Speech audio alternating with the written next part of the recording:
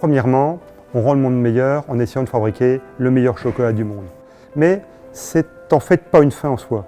On ne veut pas le faire, on veut le faire en donnant du sens. En donnant du sens auprès de tous les publics de Valrhona. Si nos collaborateurs ne sont pas heureux de fabriquer ce meilleur chocolat du monde, alors ça a moins de sens. On veut être un acteur engagé dans la vie de la collectivité. On veut être un acteur qui se comporte bien avec ses collaborateurs. On veut être un acteur qui fait progresser les clients. C'est le sens de l'action de Valrhona.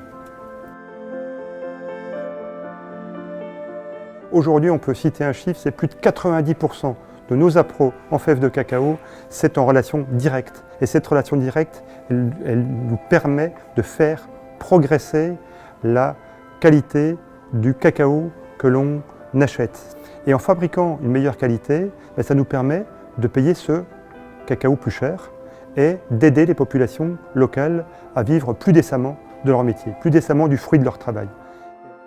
Là, Valrhona, ils ont une démarche de je plante, je récolte, je produis mon cacao.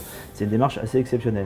Et ça va jusque maintenant, justement, leur donner un abri s'il y a besoin de refaire des maisons de planteurs. Là, on a ouvert dernièrement une école, je trouve ça extraordinaire. Et vous voyez, je dis on a ouvert parce que j'ai l'impression que j'y ai participé.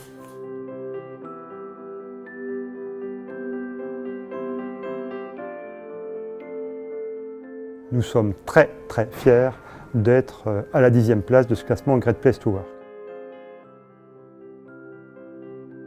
Je suis rentrée, j'étais opératrice. Après, j'ai pu être machiniste et puis donc conducteur de ligne maintenant. C'est un enrichissement personnel, d'évoluer, toujours d'évoluer, c'est bien.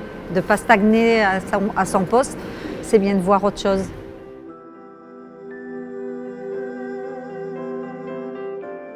Nous avons effectivement des clients très prestigieux chez Valrhona. Nous sommes très très fiers de la qualité de nos clients. Nous les aimons nos clients, nous les aimons beaucoup, nous aimons les voir progresser. Donc pourquoi ils sont si satisfaits de Valrhona? Je pense qu'ils bénéficient d'un vrai partenaire au quotidien. Je pense qu'on est client Valrhona, mais dès l'origine en fait.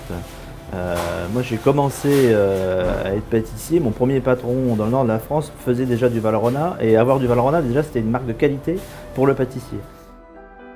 Depuis tout petit, quand on commence l'apprentissage, aller à la Coupe du Monde, c'est un rêve de gamin quoi. Déjà d'aller voir tous les 2 ans cette Coupe du Monde à Lyon, c'est quelque chose dans le métier qui est important, parce que là on voit les choses artistiques qu'on voit nulle part, il n'y a que sur des salons comme ça qu'on voit. Et Valrhona, avoir lancé ça avec des gens qui y ont cru, je trouve ça assez exceptionnel.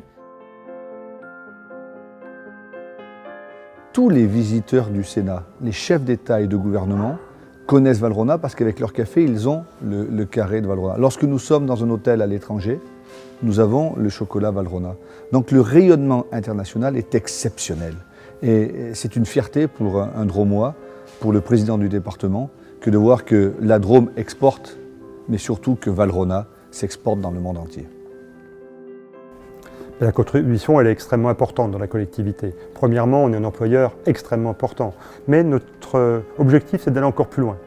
Je vais vous citer un projet qui est extrêmement important, c'est celui de la Cité du Chocolat. On va ouvrir le 24 octobre prochain une Cité du Chocolat. Et la Cité du Chocolat, ça va permettre de faire vivre une expérience pédagogique sur le chocolat à l'ensemble de la population. Alors là, ça ne sera pas seulement le bassin de Tel-Hermitage, j'espère que ça sera le bassin de Rhône-Alpes et j'espère plus ensuite, mais toutes les connaissances qu'on a sur le chocolat, tout le savoir-faire qu'on a, on va essayer de le faire partager aux gourmets, essayer aussi de faire progresser la connaissance de la population sur le monde du chocolat et le monde du cacao.